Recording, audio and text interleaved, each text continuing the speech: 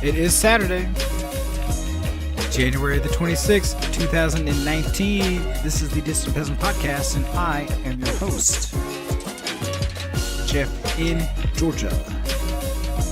On today's show, the KKK comes to Stone Mountain, Georgia. Yes, that's right. We'll tell you a little bit today on the show about what Stone Mountain is, how it came to be, why members of the Ku Klux Klan and other white nationalist groups love to assemble there, as well as some other interesting facts and figures. But of course, before we get to all of that, just a brief reminder that the show, as always, is brought to you by listeners like you. Folks who go to patreon.com/distantpeasant and support artisanally crafted podcasts for your auditory enjoyment. A big thank you to each and every one of my supporters there. Just a brief production update. I had something else planned for you guys a few days ago. An interview I recorded about a topic whose nature I will not spoil publicly just yet, although I have privately before. Audio not salvageable, broke my heart, made me very sad. Just couldn't put it out for you though. Couldn't push myself to do it. Gonna try again in a couple days, so please look for that. I'm also, of course, going on a trip. In less than a week, I'm flying out of Atlanta, Hartsfield Jackson, to LaGuardia nonstop to go to the Michael Brooks live show, meet up with some friends at the Majority Report, and Left is Best community. The only reason I was able to do any of that is because of the donations of my generous supporters, so thank you again for that. I thanked you at the time when the fundraiser was over, but thank you again now. Everything's paid for except the pocket money. If you want to give me some pocket money, you go to paypal.me/distantpeasant. There'll be a link at all the appropriate places, episode description, etc., and others. And thank you in advance for that. I'm also going to start streaming some video games. I think I'm going to stream Super Mario RPG tomorrow. Even though I don't really want to go to the trouble of saving that stupid Mushroom Kingdom. Why do they have a kingdom? Overthrow Princess Peach. Shouldn't be being ruled by royalty. Marxist toadstools should rule. Anyway, you can look for that tomorrow if you want to. On my Twitter, that's at JeffSDudeness. Of course, you can follow me at all the places on Patreon, YouTube, Twitter. Just look for Distant Peasant, please, and thank you. Enough of all that. On with the show.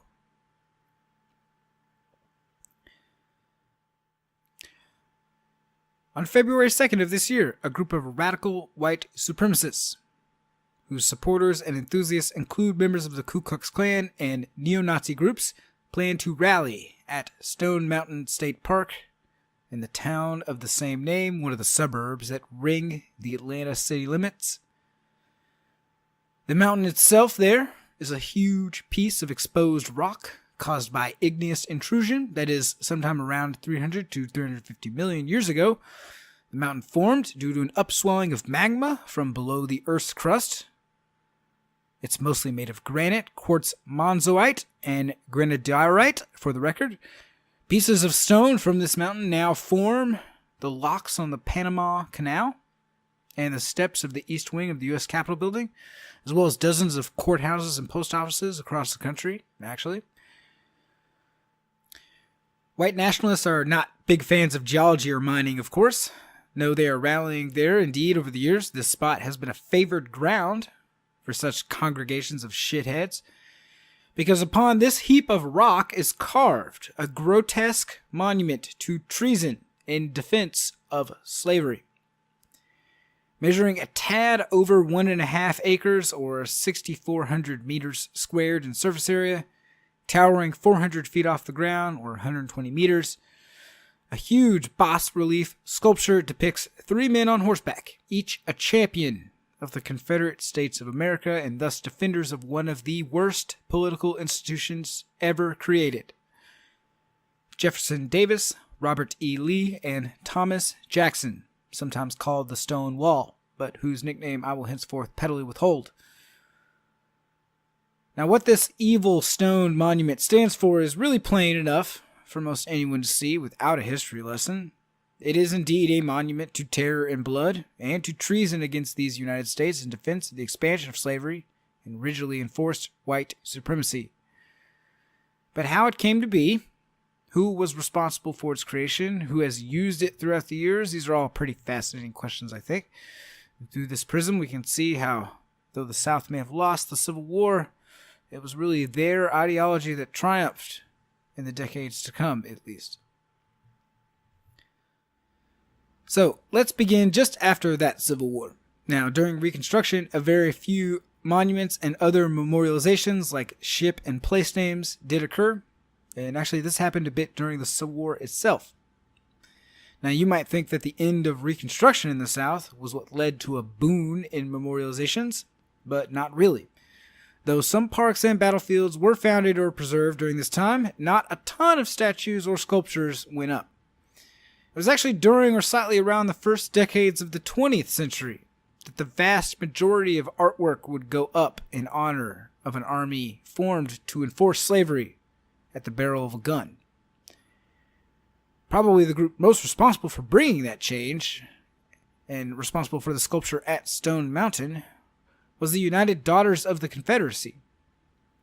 Originally formed in 1894 by another name, in the coming 2 decades after that, the UDC would be incredibly successful in absorbing the various chapters of memorial associations throughout the South into itself.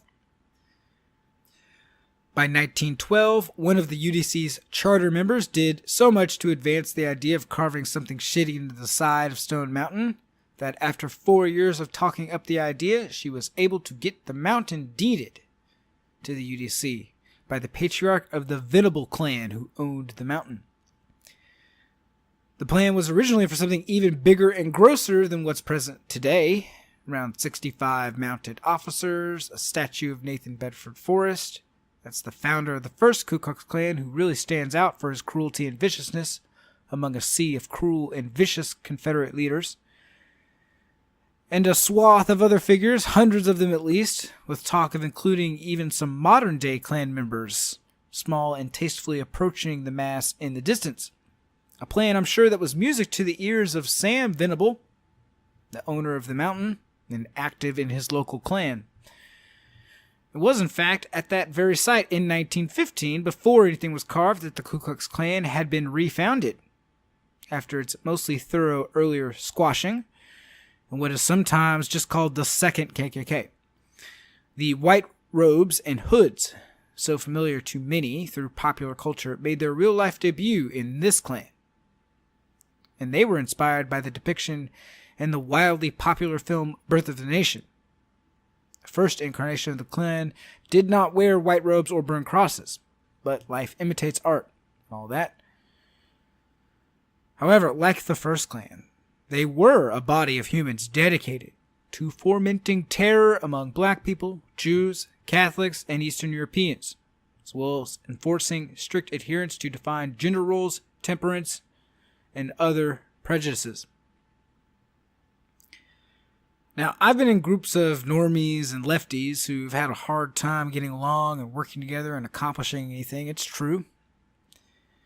But I think there's something to be said for the idea that people with a great deal of dedication to hate and prejudice in their hearts, enough to want to blast a huge memorial into the side of a granite mountain, probably find it more difficult than most people to get shit done, for whatever reason. And as evidence, I submit to you that though this mountain was deeded in 1916 on condition that a monument to the Confederacy be completed in 12 years, and work on that monument was begun soon after that, it wouldn't be 12 years or even 22 or even 52 years before any sculpture was complete. Problems with construction began immediately with funding, and the tech available for the job at the time.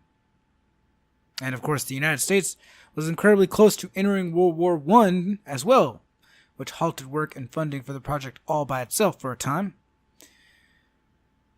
By 1925, fundraising was so lack that even the United States Mint itself was issuing commemorative silver Stone Mountain half-dollars as a fundraiser for the movement. Imagine beating an army of racist slavers and then raising money for a monument to the greatest leaders of the losing side. That's some cuck nation mindset. That same year, the original master of the project was canned. There were disagreements about money.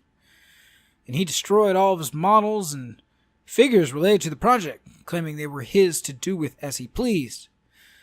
His employers disagreed, and in Georgia at least, he couldn't show his face anymore for the arrest warrant outstanding against him. Now, he would never go to prison for any of this, but the affair was much publicized in the press, led to much infighting among the Venables and the UDC people, as well as the Klan people, and souring the public on the whole thing altogether. The partially carved face of Robert E. Lee in the mountain was blasted off, and that artist departed Stone Mountain with a wake of angry and disgruntled racists behind him. That guy's next project was Mount Rushmore, by the way. In the meantime, by 1925, a new artist with a smaller, more modest design had been selected, but fundraising was even tougher this go-around, and by 1928, work had stopped on the project completely. And of course, Black Friday and the Great Depression are right around the corner, so after that, the Venables reclaimed their property. Now, by 1941, this pack of assholes finally ready to get back to it and start raising funds again for their grotesque monument to prejudice and ignorance. Of course, just in time for the United States to enter World War II. Again, the project languished for about a decade, until the triggering moment for neo-Confederates and their supporters and sympathizers in memorializing the old Confederacy on the side of this mountain occurred. The landmark Supreme Court case, Brown v. Board of Education. Now, this case, the basics of which probably don't really need explaining here, and which would take decades to play itself out over the nation's courts and schools, was nonetheless an activating and singular event for those who identified with the Confederacy. And it should go without saying, but mustn't in America, that the cause of the Confederacy was and is explicitly aligned with keeping the races separate and unequal. Anyway, this case regarding integration in public schools in 1954 meant that by 1958, the state of Georgia was buying Stone Mountain from House Venable. And by 1964, carving finally resumed on the old mountain for the first time in 36 years. The next year, the park opened on April 12th, 1965, exactly 100 years after Abraham Lincoln was assassinated by a virulent Southern nationalist and pro-slavery dickhead named John Wilkes Booth. By 1972, work on the carving was finally complete, that we can all unfortunately see today. Early versions of the park actually included a replica plantation beneath the relief sculpture, complete with a well-furnished slave quarters described as neat, with reenactors to boot. Let's talk a little bit more about Stone Mountain's inhabitants and patrons historically. Now, as I said before, the Ku Klux Klan experienced a revival on Stone Mountain in 1915. And from the beginning, they were intimately connected with the association that managed the property on behalf of the UDC, the fundraising, as well as the family who had conditionally deeded it to them. Though they were literally on the mountain cosplaying like in that one movie everyone had seen and loved, this organization would nonetheless grow into a robust national movement, with something like 4 to 5 million of the nation's population joining the second KKK's membership ranks at its height in the mid-20s. Though this iteration of the Klan, for the record, would be mostly defunct by the late 40s. Months after their meeting at Stone Mountain in 1915, actually, Leo Frank was lynched in nearby Marietta, Georgia. Leo Frank was a Jewish man, accused of murdering a 13-year-old girl in Atlanta. arrested, tried, and convicted of such. I won't bother with all the details that you can look into yourself, if you're so inclined. But he didn't do it. Though he exhausted all his appeals unsuccessfully, including the Supreme Court of the United States, the governor of Georgia did eventually commute his death sentence to life imprisonment. Now, he was perhaps afraid of the implications of granting a full pardon. He did say he believed Frank would soon prove his innocence in a new trial anyway. However measured his response, the governor ended his political career forever that day. In fact, people were so upset with him that a posse of a couple dozen of them formed and assembled to kill Leo Frank. This posse included a former governor of Georgia, the former mayor of Marietta, the future president of the Georgia State Senate, the then current mayor of Marietta, a prominent local banker, several current and former sheriffs and cops of nearby Cobb County, and they all hopped in 8 separate cars with their friends and drove off to the prison in Milledgeville. Once they arrived, they cut telephone lines to the prison, drained every cop car in the area of all its gas, and handcuffed the warden to something sturdy before seizing Frank and driving 7 hours back to Marietta through small towns and back roads with lookouts posted along the way. They hung Frank by the neck till he strangled to death around 7 a.m. the next day, while he faced the former home of the girl that he did not murder. Such was the spirit of Stone Mountain, and the dream of their lost cause, that it drove them not only to lynch this poor innocent man, but to photograph themselves doing it. These became highly popular postcards sold for 25 cents apiece. A grand jury was convened for the lynching. Nothing came of it, of course. Even when the perpetrators are the former governor of Georgia and the then current mayor of your town, no one would finger a single person for this lynching. And Leo Frank himself would have to wait until 1986 before receiving a posthumous pardon for his supposed crime. Off and on since, the neo-Nazis and Klansmen have met at the park occasionally, sometimes with small numbers, other times bigger ones, to celebrate how they all have the same sort of terrible ideas. I myself have visited Stone Mountain a couple times. At least once in the 90s, I am almost certain I saw the old school version of the laser show, set to the Battle Hymn of the Republic, that has versions of our Confederate heroes galloping to swelling music, swords drawn, and valorous charge. The park has grown a little less southern kitschy and a little slicker, I'd say. Now, the white supremacy is still there. It isn't like shied away from or hidden. It's just mixed up now with Coca-Cola, American nationalism, and mini-golf. But even as a kid, I could tell something there wasn't quite right. I may be a small-town hayseed, but that small town's always had plenty of black people in it. And when I visited Stone Mountain, I immediately noticed there were literally 0 black people smiling and hanging out. And though I think I knew exactly why immediately after that laser show, I definitely did.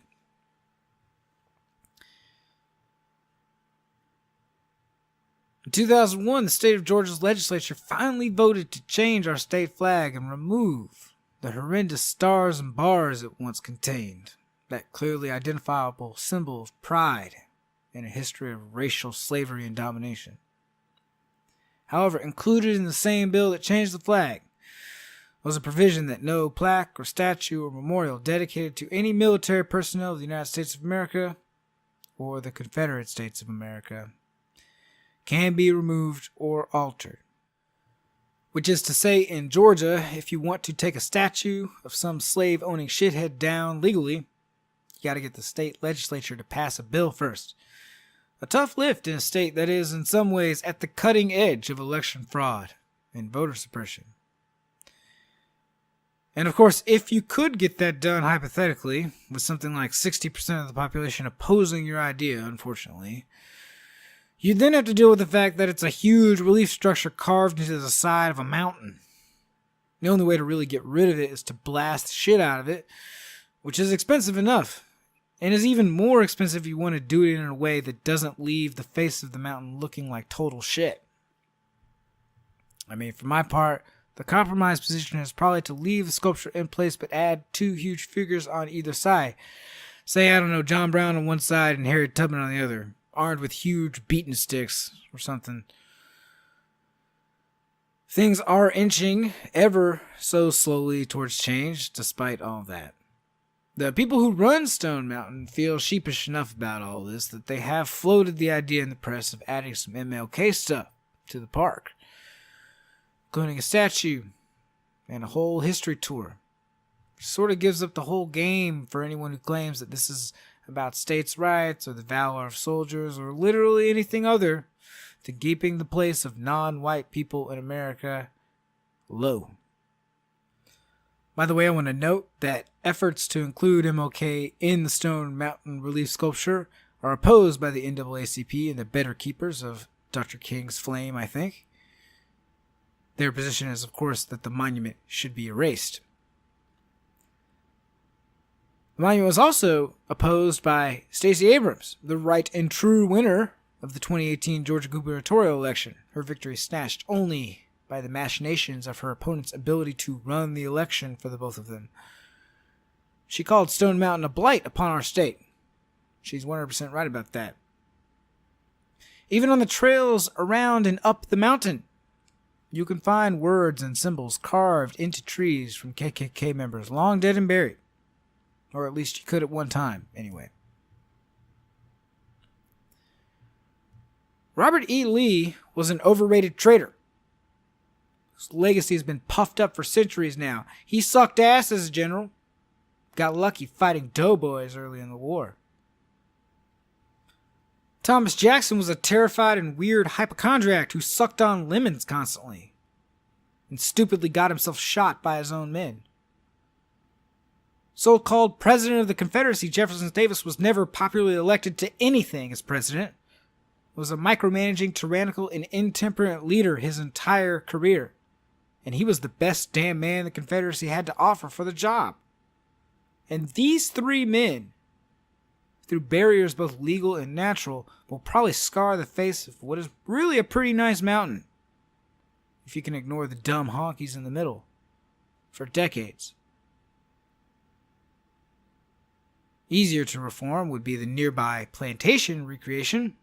Perhaps get rid of it as glorifying a culture and society unworthy of us today. Or maybe add a focus on the slaves who built it all up and made it run. And show the ornate luxury of the antebellum South for what it is, resting atop the mountains of black bodies who support it. I'm not sure which of those options is right, really. Both seem more reasonable than what goes on there these days.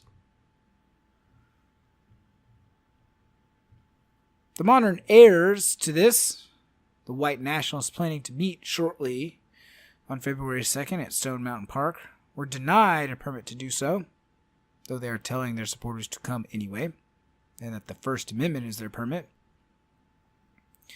The rally is to defend white people, who they say are being increasingly marginalized in our society, and to fight any Antifa vandals. And I'm just repeating what their no-name asshole spokesguy said. Actually, in 2016, they had a similar shindig, where only about a couple dozen actual white supremacists showed up, and hundreds of counter-protesters did the same. I will unfortunately not be a counter-protester there on February 2nd. However, I want to close tonight by telling you about some people who will be there. FLOWER, F-L-O-W-E-R, stands for the Frontline Organization Working to End Racism. Cute name, I know. But they're basically an umbrella group of organizations and individuals dedicated to bodily opposing fascists and white nationalists whenever they attempt to hold public rallies. They are endorsed by lots of people: Atlanta Anti-Fascists, the Metro Atlanta DSA chapter, the Springfield, Missouri John Brown Club, and of course the Distant Peasant Podcast, among other luminaries of quality and taste. Their 4-point charter, lightly paraphrased, is that our solidarity is based upon a shared opposition to white supremacy and behavior that perpetuates the oppression of marginalized people. 2, that the police, politicians, and government officials will not solve this problem for us. 3, that we need to mobilize in a spirit of trust and solidarity among that mass of folk who aren't that important one-on-one. And 4, that we enjoy both a diverse population and unified stance on this question. You can check out their website at flowerunited.org if you want to. Thank you so much for listening. Hope you learned a little bit about Stone Mountain, how it was built, what's going on there. Just a reminder, the show, of course, is brought to you by people like you, patreon.com/distantpeasant, Pocket Money, paypal.me/distantpeasant. Links to everything on the website, distantpeasant.com, which is always headquarters. See you next time.